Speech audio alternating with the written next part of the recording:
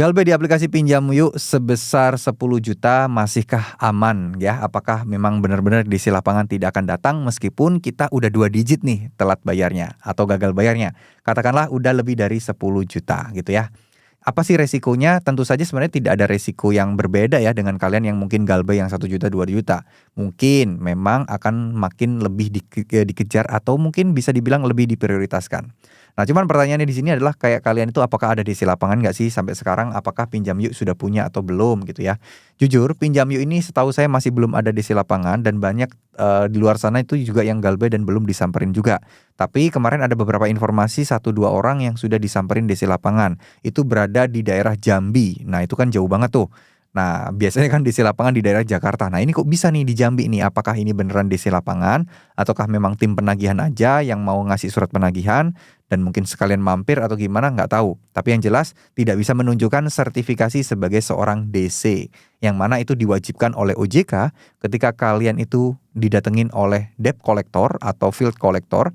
Yang mana mereka itu harus menunjukkan sertifikasi identitas surat kuasa atau surat tugas dan itu datanya harus klop semua. Nah, itu mereka tidak bisa menunjukkan. Artinya apa? Yang di Jambi tadi masih belum bisa kita validkan apakah benar sebagai DC lapangan atau tidak.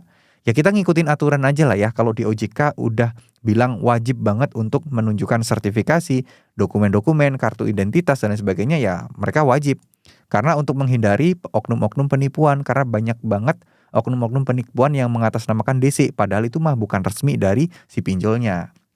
Nah, oleh karena itu OJK juga menyarankan untuk melakukan hal yang sama di mana kita harus cross check ulang. Dan DC pun sebenarnya juga punya izin ya, izin profesi ya.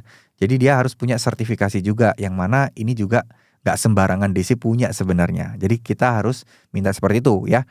Di Instagramnya OJK juga sudah kok dicanangkan informasi segini dan ada banyak edukasi soal seputar DC lapangan. Jadi teman-teman boleh nge-follow akun Instagram dari OJK Indonesia, itu banyak informasi-informasi dan setidaknya teman-teman nggak ini banget lah, nggak nol banget lah soal wawasan terkait soal pinjaman online seperti ini. Biar apa? Biar teman-teman nggak gampang ditipu daya. Ya, terima kasih. Semoga apa yang saya sampaikan bisa bermanfaat. Wassalamualaikum warahmatullahi wabarakatuh.